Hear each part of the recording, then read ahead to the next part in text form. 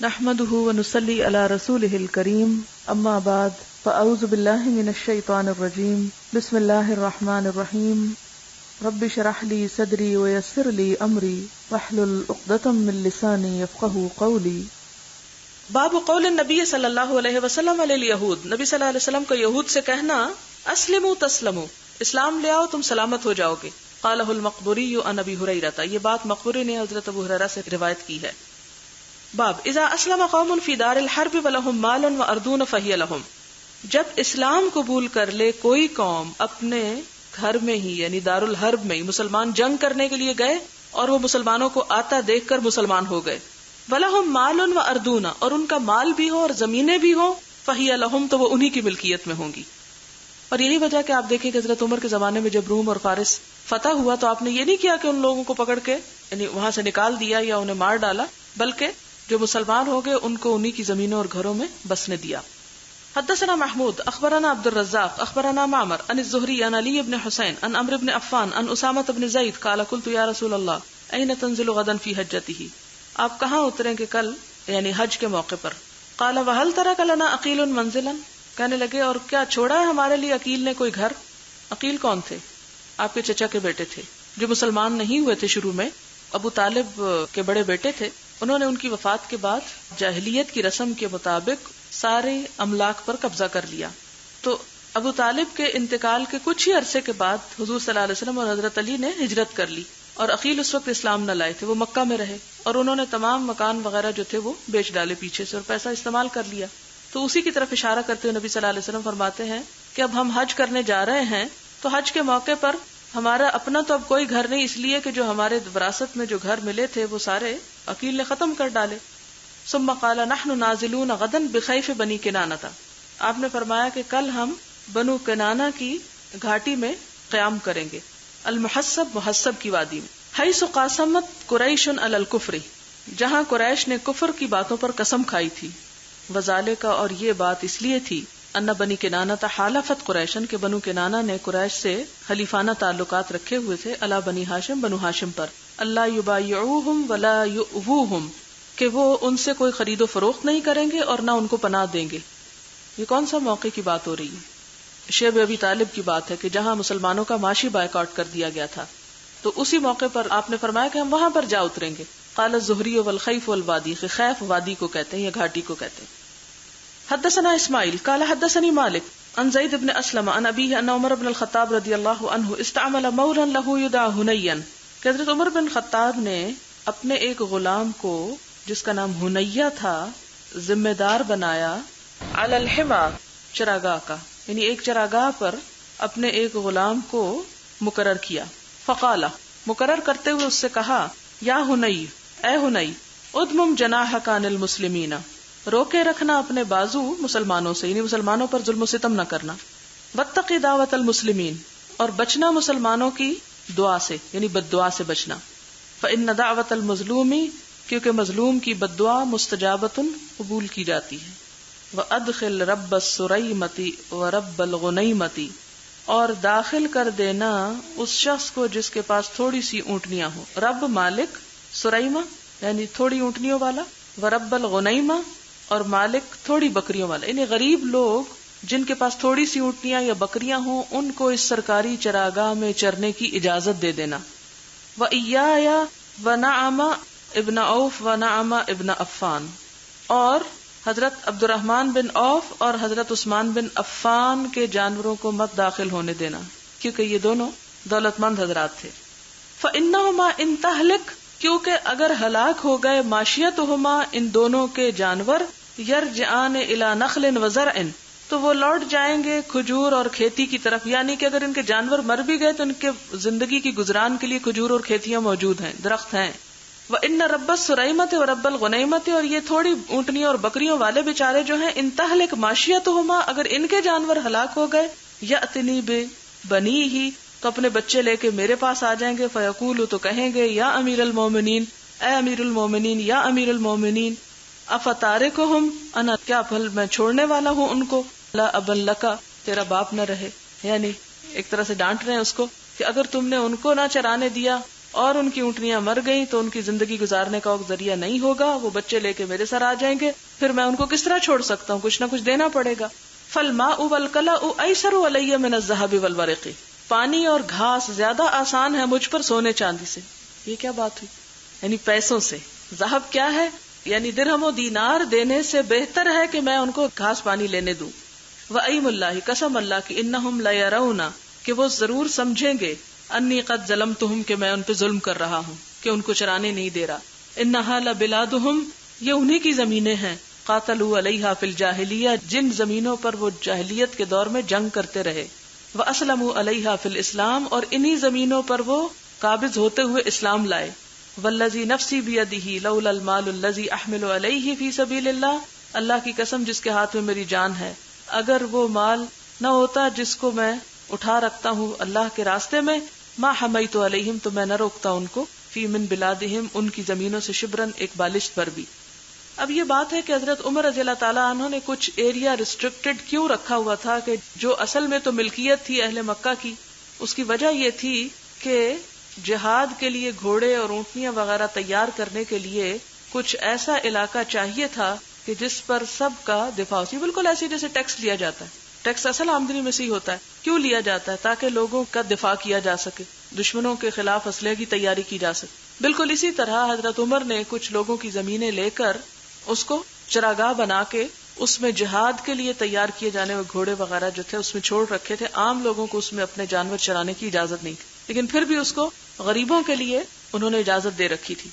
اور انہوں نے کہا کہ لوگ مجھے کہیں کہ میں بڑا ظالم ہوں کہ انہی کی زمینیں ان کو استعمال نہیں کرنے دیتا، تو اس کی وجہ یہ ہے کہ یہ فی سبیل اللہ کام ہے، اگر یہ فی سبیل اللہ جانور نہ ہوتے تو میں ایسا نہ کرتا، میں اپنی ذات کے لیے ان سے نہیں لے رہا۔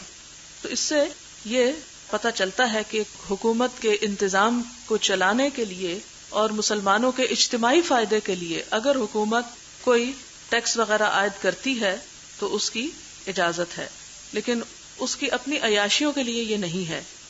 یہاں پر حضرت عمر نے کوئی اپنے گھوڑے نہیں چھوڑے ہوئے تھے، بلکہ اس کے برعکس جہاد کے لیے استعمال کیے جانے والے گھوڑے رکھے تھے۔ باب کتابت الامام الناس، امام کا لوگوں کو گننا، گن کے لکھنا، یعنی مردم شماری۔ آپ یہ سمجھتے ہیں کہ آج کے دور میں بڑی جدت اور بہت ترقی ہو گئی ہے، یہ حضور صلی اللہ علیہ وسلم کے دور سے یہ چل رہا ہے، لوگوں کی مردم شماری کرنا۔ حدثنا محمد بن یوسف حدثنا سفیان عن الاعمش عن ابی وائل عن حذیفہ رضی اللہ عنہ قال قال النبی صلی اللہ علیہ وسلم اکتبوا لی من تلفظ بالاسلام من الناس، لکھو میرے لیے جس نے زبان سے اسلام کا اقرار کیا، تلفظ یعنی لفظ نکالا ہے، کلمہ پڑھ رکھا ہے لوگوں میں سے۔ فکتبنا لہو، تو ہم نے آپ کو لکھ کر دیے 1500 رجلا، 1500 لوگ، یعنی ایک موقع پہ جب آپ نے مردم شماری کرائی مسلمانوں کی تو 1500 مسلمان موجود تھے۔ فقلنا نخاف ونحن 1500، ہم نے کہا کہ ہم ڈرتے ہیں حالانکہ ہم تو 1500 ہیں، 1500 ہوتے ہوئے ہم ڈرتے ہیں، کیوں ڈرتے ہیں بھلا؟ فلقد رأيتنا ابتلینا حتى ان الرجل لا يصلي وحده وهو خائف، یا ایک زمانہ ہے کہ ہم اپنے آپ کو دیکھتے ہیں کہ ہم مصیبت میں گرفتار ہیں، ابتلینا، یہاں تک کہ ہم میں کوئی شخص نماز پڑھتا ہے اکیلے حالانکہ وہ ڈر رہا ہوتا ہے، یعنی اتنے ہوتے ہوئے بھی ہم خوف زدہ ہیں۔ اور آج جب مسلمانوں کو پتا کہ ان کی تعداد 1 ارب تک پہنچی ہوئی ہے، پھر کیوں ڈرتے ہیں؟ جی تعداد کے اعتبار سے تو اسلام دوسرا بڑا مذہب ہے، لیکن اس کے باوجود ڈرتے ہیں، ایمان جو نہیں ہے، صرف نام رہ گیا نا۔ حدثنا عبدان عن ابی حمزہ عن الاعمش فوجدناهم 500، ایک اور موقع پر 500 تھے۔ قال ابو معاویہ ما بین 600 الى 7، ابو معاویہ کہتے ہیں کہ 600 سے 700 تک، مختلف مواقع پر تعداد مختلف ہے۔ حدثنا ابو نعیم حدثنا سفیان عن ابن جریج عن عمرو بن دینار عن ابی معبد عن ابن عباس رضی اللہ عنہما قال جاء رجل الى النبی صلی اللہ علیہ وسلم فقال یا رسول اللہ انی اکتتبت فی غزوۃ کذا وکذا، ایک شخص نبی صلی اللہ علیہ وسلم کے پاس آیا، کہنے لگا یا رسول اللہ صلی اللہ علیہ وسلم میرا نام لکھا گیا ہے فلاں اور فلاں غزوے میں، وامرأتی حاجۃ، اور میری بیوی حج کرنا چاہتی۔ قال ارجع، آپ نے فرمایا جاؤ، فحج مع امرأتک، اپنی بیوی کے ساتھ حج کرو، یعنی غزوے پہ جانے کی بجائے بیوی کو حج پہ لے جاؤ۔ اس سے بتانا یہاں کیا مقصود ہے کہ جنگ کے لیے بھی لوگوں کے نام باقاعدہ رجسٹر کیے جاتے تھے، تو رجسٹریشن کا جو عمل آج کے دور میں ہوتا ہے یہ کوئی غیر اسلامی نہیں ہے، اس کی بھی اصل ہمیں وہاں سے ملتی ہے، جیسے پیدائش کے موقع پر، وفات کے موقع پر، یعنی ریکارڈ مینٹین کرنا جو ہے یہ غیر اسلام۔ اور اس میں آپ دیکھیں کہ آپ کہیں گے یہ کون سی بات ہوئی، بات یہ ہے کہ اس دور میں لکھنے پڑھنے کا یا دفتری کاروائیاں کرنے کا ایسا رواج نہیں تھا اور نہ اتنے وسائل تھے، اس کے باوجود مسلمانوں کا کام کتنا آرگنائز تھا. اور شاید اس لیے لکھتے ہو کہ کون کون گیا اور کتنے لوگ واپس آئے ہیں، پھر آ کے دیکھنا ہوتا ہوگا. باب ان اللہ لا یؤید الدین بالرجل الفاجر، اللہ بعض اوقات مدد کرتا ہے دین کی ایک گناہگار انسان کے ذریعے بھی. یہ حدیث پڑھ کے ہم سب کو ڈرنا چاہیے کہ کبھی بھی دین کا کام کر کے یہ نہیں سوچنا چاہیے کہ ہم بڑے نیک ہو گئے یا ہمارا تو بڑا مقام ہے یا ہم تو بہت ہی اللہ کے پیارے ہیں. معلوم نہیں اللہ کی نظر میں کیا مقام ہے. کیوں؟ اس لیے کہ بسا اوقات اللہ تعالیٰ اپنے دین کی خدمت، اپنے دین کے بچاؤ کا کام کسی فاجر سے فاجر انسان سے بھی لے لیتا ہے. اور مسلمان ہوتے ہوئے اگر اسلام کی طرف آگے نہیں بڑھتے تو اللہ تعالیٰ بے نیاز ہے، بے پرواہ ہے. قرآن میں بار بار آتا ہے نا کہ اگر تم نہیں آگے آؤ گے تو ہم تمہاری جگہ اور لوگوں کو لے آئیں گے، پھر وہ تمہارے جیسے نہ ہوں گے. یستبدل قوما غیرکم. حدثنا ابو الیمان اخبرنا شعیب عن الزہری وحدثني محمود حدثنا عبد الرزاق اخبرنا معمر عن الزہری عن ابن المسیب عن ابی ہریرہ رضی اللہ عنہ قال شہدنا مع رسول اللہ صلی اللہ علیہ وسلم فقال لرجل ممن يدعي الاسلام. ہم ایک جنگ میں حضور صلی اللہ علیہ وسلم کے ساتھ شریک ہوئے تو ایک شخص جو اسلام کا دعویٰ کرتا تھا اس کے بارے میں آپ نے کہا ھذا من اہل النار، کہ یہ دوزخ والوں میں سے ہے. یعنی بظاہر وہ مسلمان تھا، جنگ میں حصہ بھی لے رہا تھا، لیکن آپ نے کہا یہ جہنم میں جائے گا. فلما حضر القتال، جب جنگ ہوئی، قاتل الرجل قتالا شدیدا، دیکھا گیا کہ وہ شخص بڑی دلیری سے جنگ کر رہا ہے، قتال شدید کر رہا ہے. فاصابته جراحۃ، تو اسے زخم ہو گئے. فقیل یا رسول اللہ، کہا گیا اللہ کے رسول صلی اللہ علیہ وسلم، الذی قلت انه من اہل النار، وہ شخص جس کے بارے میں آپ نے کہا تھا کہ وہ دوزخ والوں میں سے، فانه قد قاتل اليوم قتالا شدیدا، اس نے تو آج جنگ میں بڑے مار کے دکھائے ہیں. وقد مات، اور وہ مر گیا. فقال نبی صلی اللہ علیہ وسلم الی النار، آپ نے فرمایا آگ کی طرف گیا. قال، کہتے ہیں فقاد بعض الناس ان يرتاب، قریب تھا کہ کچھ لوگ شک کریں، یعنی اتنی بہادری اس کی دیکھ کر اور اتنے بڑے بڑے کام دیکھ کر لوگوں کو یقین نہیں آ رہا تھا کہ اتنے کافروں کو مار کے بھی وہ جہنم میں جا رہا ہے. فبینہم علی ذالک اذ قیل انہ لم یمت، تو اسی اسنا میں کہا گیا کہ ابھی وہ مرا نہیں، ولکن بہ جراحا شدیدا، مگر یہ کہ اس کو شدید زخم آئے ہیں. فلما کان من اللیل، پھر جب رات ہوئی، لم یصبر، تو اسے صبر نہ ہوا، علی الجراح، زخم پر، فقتل نفسہ، تو اس نے خود کو قتل کر دیا، یعنی خودکشی کر لی. فاخبر النبی صلی اللہ علیہ وسلم بذالک، تو نبی صلی اللہ علیہ وسلم کو اس بات کی اطلاع دی گئی. فقال اللہ اکبر، آپ نے فرمایا اللہ اکبر، اشہد انی عبد اللہ ورسولہ، میں گواہی دیتا ہوں میں اللہ کا بندہ اور اس کا رسول ہوں. ثم امر بلالا فنادى فی الناس، پھر آپ نے حضرت بلال کو حکم دیا تو انہوں نے لوگوں میں منادی کی. نادا، بلند آواز سے پکارا. انہ لا يدخل الجنۃ الا نفس مسلمۃ، کہ جنت میں بس وہی جائے گا جو مسلمان ہوگا. وان اللہ لا یؤید ھذا الدین بالرجل الفاجر، اور کبھی اللہ اس دین کی کسی گناہگار شخص سے مدد کروا لے گا، یعنی جو مخلص نہیں بھی ہوگا، اس کے اندر ایمان نہیں بھی ہوگا، لیکن وہ دین کے کام آ جائے گا. اور یہ کتنی بدقسمتی کی بات ہے نا کہ انسان بڑے بڑے کام کرے لیکن اس کے کام اللہ کے ہاں قبول نہ ہو. کبھی بھی تکبر نہیں کرنا چاہیے کتنا بھی بڑا کام کر کے، اور ہمیشہ ڈرنا چاہیے کہ پتہ نہیں اللہ تعالیٰ کو پسند بھی آیا ہے یا نہیں. باب من تأمر، باب اس کے بارے میں جو امیر بن جائے، فی الحرب، جنگ میں، من غیر امرات، بغیر امیر بنائے جانے کے، اذا خاف العدو، جب دشمن کا خوف ہو. یعنی جب دیکھ رہا ہے کہ ایک میدان میں بھگدڑ مچی ہوئی ہے اور ایک پہ ایک جو امیر ہے قتل ہوا چلا جا رہا ہے، تو کوئی شخص آگے بڑھ کر جھنڈا اٹھائے اور لوگوں کو گائیڈ کرے تو اس میں کوئی حرج نہیں. حدثنا یعقوب بن ابراہیم حدثنا ابن علیہ عن ایوب عن حمید بن ہلال عن انس بن مالک رضی اللہ عنہ قال خطب رسول اللہ صلی اللہ علیہ وسلم فقال، نبی صلی اللہ علیہ وسلم نے خطبہ دیا اور فرمایا، اخذ الرایۃ زید، کہ جھنڈا پکڑا زید نے، فاصیبا، تو وہ شہید ہو گئے. ثم جعفر فاصیبا، پھر جعفر نے جو آپ کے کزن ہی تھے انہوں نے پکڑا تو کیا ہوا، وہ مارے گئے. ثم اخذ عبداللہ بن رواحہ، پھر عبداللہ بن رواحہ نے، فاصیبا، تو وہ شہید ہو گئے. ثم اخذ خالد بن ولید، پھر خالد بن ولید نے جھنڈا پکڑ لیا. ان غیر امرات، بغیر اس کے انہیں امیر بنایا جائے. ففتح اللہ علیہ، تو اللہ تعالیٰ نے ان کے ہاتھ پہ فتح کر دی. وما یسرنی، او قال ما یسرہم انہم عندنا، اور یہ بات مجھے خوش نہیں کرتی، یا کہا نہیں خوش کرتی ان کو یہ بات کہ وہ ہمارے پاس رہیں. یعنی جو تینوں حضرات شہید ہوئے ہیں ان کو ہماری نسبت وہاں کی صحبت زیادہ پسند ہے، انہیں ہمارے پاس رہنا پسند نہیں آیا. وقالا، اور آپ یہ بات فرما رہے تھے، ان عینیہ لتذرفان، اور آپ کی آنکھوں سے آنسو بہ رہے تھے کہ ان تینوں کی شہادت کی جب آپ کو اطلاع ملی آپ رو رہے تھے اور ساتھ ہی فرما رہے تھے کہ ان کو ہمارے پاس رہنا پسند نہیں، یعنی جنت کو ترجیح دی ہے انہوں نے ہمارے پاس رہنے سے۔ اس سے ایک اور بات اس حدیث سے پتہ چلتی ہے، جس میں ایک بات کا جواز یہ ملتا ہے کہ مثال کے طور پر مسلمانوں کی افراتفری کے زمانے میں